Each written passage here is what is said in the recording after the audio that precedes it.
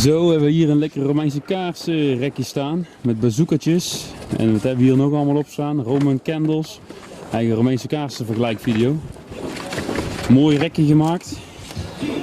En ja, we zeggen gas erop, hè. Van groot naar klein, dus we beginnen onderaan. En dan, ja. Kun je nog iets meer over vertellen of niet?